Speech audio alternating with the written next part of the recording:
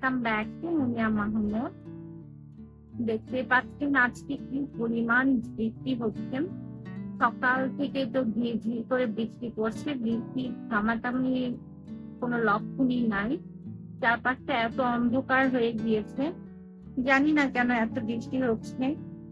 জানলাটা খুলে বৃষ্টি দেখছিলাম, তো দেখার সময় দেখলাম অনেকগুলো ফুল ফুটেছে চম্পা ফুলের গাছে, তো ভাবলাম আপনাদের সাথেও শেয়ার করি। এখানে বাচ্চাদের জন্য আমি টিফিন বক্স রেডি করেছি। সপ্তাহের শুরুতে ওদের টিফিন বক্সে আছে Maggi noodles with chicken kofta. এই রেসিপিটা ওরা অনেক বেশি পছন্দ করে, তাই দিয়েছি। আজকে যদিও সকাল থেকে অনেক বেশি বৃষ্টি হচ্ছে, স্কুলে দেওয়ার কোনো ইচ্ছাই ছিল না, তবে ওদের স্কুলে আজকে ওদের স্কুল ম্যাগাজিনের জন্য ছবি তুলবে, এই জন্যই হচ্ছে মেইনলি স্কুলে পাঠাচ্ছি। না হয়তো এত বেশি বৃষ্টি যে আমি পাঠাতে চাচ্ছিলাম না, কারণ সামনে ওদের এক্সাম আছে। এই বৃষ্টির দিনে স্কুলে গিয়ে যদি আবার ঠান্ডা লেগে যায় তাহলে তো পরীক্ষার রেজাল্ট ভালো হবে না। তো সকাল সকাল মেইন কাজটা সেরে নিয়েছি। এখন 11টা বাজে, আমি এখন রান্না করব। আজকে আমি খিচুড়ি রান্না করবো, মানে চিকেন খিচুড়ি। তাই এখানে আমি মাংস নিয়ে নিয়েছি। মাংসটাকে আমি আবার একটু ধুবো, কারণ মাংস দেখছি আবার একটু রক্ত বের হচ্ছে, তাহলে রক্তটা বন্ধ আসবে, আবার ধুবো। তো আজকে আমি আপনাদের সাথে চিকেন ভুনা খিচুড়ির রেসিপিটা শেয়ার করবো শুরু থেকে শেষ পর্যন্ত। আর বাইরে আজকে অনেক বৃষ্টি, ঝুম বৃষ্টি হচ্ছে, মানে বৃষ্টি থামাথামির কোনো লক্ষণই নাই, এমন একটা অবস্থা। যাই হোক, বৃষ্টির দিনে তো একটু খিচুড়ি না হলে হয় না, খিচুড়ি তো খাওয়াই যেতে পারে। তাই ভাবলাম যে আজকে মাংস খিচুড়িটা রান্না করি আর রেসিপিটা আপনাদের সাথে শেয়ার করি। একটা প্যান বসিয়ে দিয়েছি, প্যানটা গরম হয়ে গিয়েছে। এখন এর মধ্যে আমি সরিষার তেল দেবো, কারণ সরিষার তেল দিলে খিচুড়িটা খেতে বেশি মজা হয়, তাই আমি সরিষার তেল দিয়ে খিচুড়িটা রান্না করি। তো এখানে প্রায় হাফ কাপের মতো সরিষার তেল দিয়েছি। সয়াবিন তেল মিক্স করে দিচ্ছি, যেহেতু মাংস আর ভাত মানে খিচুড়ি দুইটা এই তেলে রান্না করব, তাই এখানে তেলের পরিমাণটা একটু বেশি দিতে হবে। এর মধ্যে আমি দিয়ে দিচ্ছি আস্ত গরম মশলা। এখানে তেজপাতা আছে, দারচিনি, এলাচ, একটা বড় এলাচ, লং, এগুলাই আছে। এই সমস্ত কিছু দিয়ে দিয়েছি। পেঁয়াজ কুচি, আমি এখানে একটা পেঁয়াজ কুচি নিয়েছি, সেটাই দিয়ে দিলাম। পেঁয়াজটাকে এবার নরম করে ভেজে নিতে হবে, এই তেলের মধ্যে পেঁয়াজটাকে নরম করে ভেজে নেব।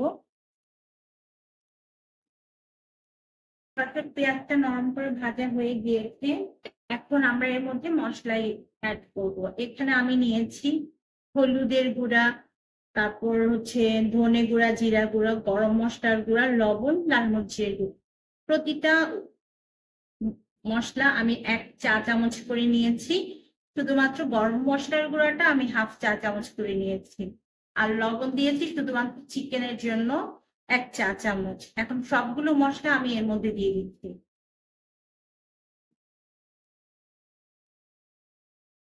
1 টেবিল চামচ আদা বাটা, 1 টেবিল চামচ রসুন বাটা।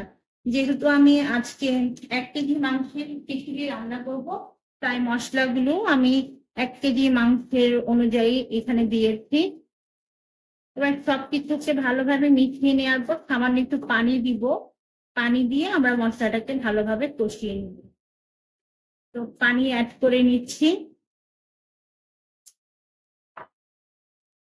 পানিটা অ্যাড করে নেওয়ার পর খুব ভালোভাবে মশলার সাথে মিশিয়ে নিতে হবে, তারপর খুব ভালো করে কষিয়ে নিব কিছুক্ষণ। মশলাটা কষাতে থাকছি, এই মাঝে আমি আরো অনেক কাজ আছে সেগুলো করে নিই।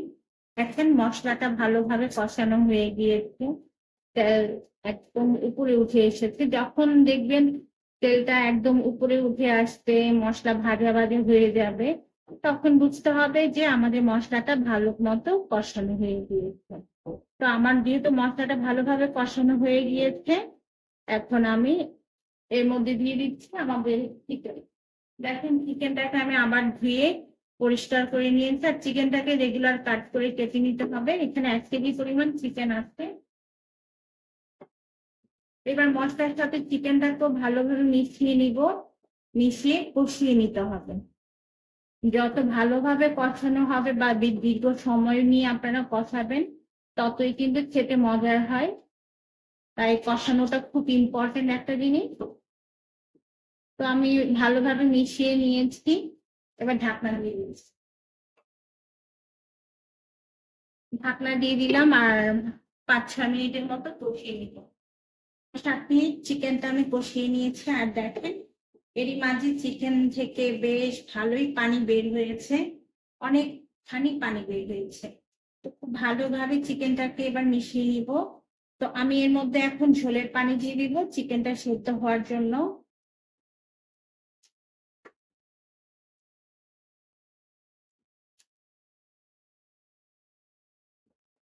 দিয়ে দিচ্ছি 1 কাপ পরিমাণ পানি।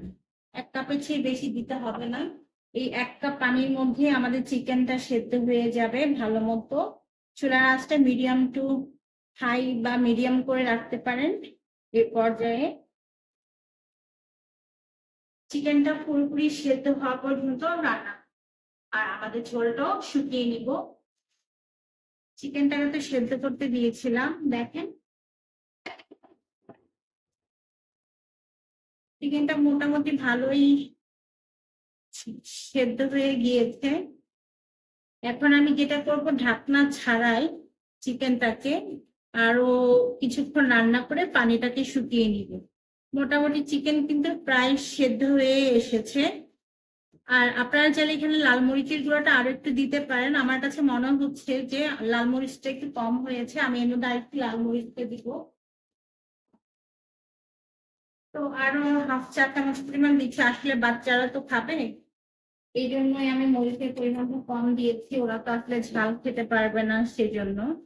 এখন আর ঢাকনা দিচ্ছি না, ঢাকনা ছাড়াই পানিটাকে আমি আরেকটু শুকিয়ে নিব, যতক্ষণ না তেলটা একদম উপরে উঠে আসছে। এ পর্যায়ে আপনারা চেক করে নিতে পারেন যে লবণ ঠিক আছে কিনা। আমারটা ঠিক আছে, আমি দেখেছি। রান্না করার পর দেখতেই পাচ্ছেন আমাদের মাংস থেকে তেলটা একদম উপরে উঠে এসেছে, আর কতটা লোভনীয় হয়েছে মাংসটা। কালারটাই চেঞ্জ হয়ে গিয়েছে। আমি এখন যেটা করব, মাংসটাকে উঠিয়ে নিব এখান থেকে, কারণ মাংসটা সেদ্ধ হয়ে গিয়েছে। আমাদের ধুয়ে রাখা চাল ডাল, এখানে 2 কাপ চাল আর 1 কাপ মুগ ডাল আছে। দুইটা আমি ধুয়ে আধা ঘন্টাকে পানি ঝরিয়ে নিয়েছি, সেটাই দিয়ে দিই।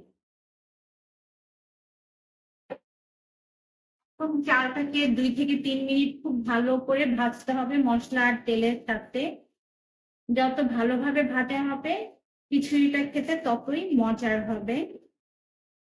আমি প্রায় 4 থেকে 5 মিনিটের মতো মিডিয়াম হিটে রেখে চালটাকে ভেজে নিয়েছি, আর চালটা এখন খুব ভালোভাবে ভাজা ভাজা হয়ে গিয়েছে। এখন এর মধ্যে দিয়ে দিতে হবে পানি, যতটুকু চাল তার ডাবল পানি, আর ডালের জন্য সমপরিমাণ পানি। যেহেতু আমি এখানে চাল নিয়েছি 2 কাপ, তাই আমি চালের জন্য দিব 4 কাপ পানি, আর ডাল নিয়েছি 1 কাপ। তো ডালের জন্য 1 কাপ পানি থাকবে। টোটাল এখানে আমি 5 কাপ পানি দিয়ে দিব। তো পানিটা অ্যাড করে নিচ্ছি এখন।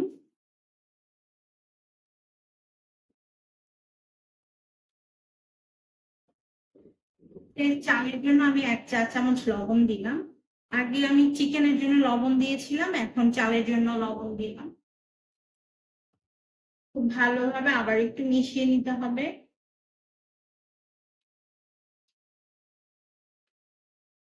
মিশিয়ে নেওয়ার পর আমরা ঢাকনা দিয়ে ঢেকে দিব আর অপেক্ষা করব আমাদের এই চাল ভাত থেকে বলক আসা পর্যন্ত। এবারে আমরা খিচুড়িটা ঢাকনাটা খুলে নিব, আর দেখতে পাচ্ছেন খিচুড়ি থেকে বলক চলে আসছে। যখন খিচুড়ি থেকে বলক আসবে তখন এর মধ্যে কাঁচামরিচ দিয়ে দিতে হবে। আমি 6-7টা কাঁচামরিচ দিয়েছি। এবার পানিটাকে পুরোপুরি শুকিয়ে নিতে হবে। অপেক্ষা খিচুড়ির পানিটা যখন এরকম গা মাখা মাখা হয়ে যাবে, দেখতে পাচ্ছেন একদম শুকিয়ে ভাত আর চাল ডালের সাথে মাখা মাখা হয়ে গিয়েছে, তখন আমরা এর মধ্যে আমাদের রান্না করা চিকেন দিয়ে দিব। চিকেনটা দিয়ে দিতে হবে তেল মশলা সহ।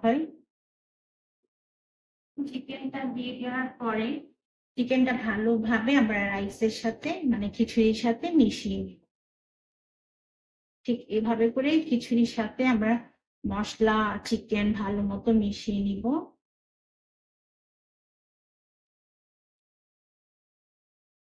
ভালোভাবে মিশিয়ে নিয়েছি, এবার ঢাকনা দিয়ে ঢেকে দিব আর চুলার আঁচটা একদম লোতে করে দিয়ে দমে দিয়ে দিতে হবে মিনিমাম 30 থেকে 25 মিনিট মতো। আর এর মাঝে আমাদের খিচুড়ি একদম কমপ্লিট হয়ে যাবে। 20 মিনিট পর্যন্ত আমি আমাদের খিচুড়িটাকে দমে দিয়েছিলাম। এখন ঢাকনাটা খুলে নিব আর দেখবো যে খিচুড়ির অবস্থা কেমন হয়েছে। তো ঢাকনাটা খোলার সাথে সাথে দারুণ স্মেল পানি আসবে খিচুড়ির, আর কালারটা দেখেন কি সুন্দর হয়েছে। তো একটু নেড়ে চেড়ে দিব যেন উপরের ভাত নিচে, আমি অবশ্য একবার মাঝখানে নেড়ে চেড়ে দিয়েছিলাম, আবারও দিচ্ছি আর কি। তো এবার উপরের ভাত নিচে আর নিচের ভাত উপরে করে দিচ্ছি, এতে করে সব ভাত আর ডাল সমানভাবে সেদ্ধ হয়। তো আমি এর মধ্যে চুলাও পরিষ্কার করে ফেলেছি, ক্লিন করে ফেলেছি। আমি এর মধ্যে দিয়ে দিচ্ছি 2 চা চামচ পরিমাণ ঘি, এতে করে খুব সুন্দর একটা ফ্লেভার অ্যাড হবে আমাদের খিচুড়ির মধ্যে। লাস্টের দিকে এই খিচুড়ির মধ্যে যদি আপনারা ঘিটা অ্যাড করেন, তো আমি 2 চা চামচ পরিমাণ ঘি দিয়েছি। এরপর থেকে দিয়ে দিব পেঁয়াজের বেরেস্তা, কিছুটা পেঁয়াজের বেরেস্তা দিয়ে দিলাম।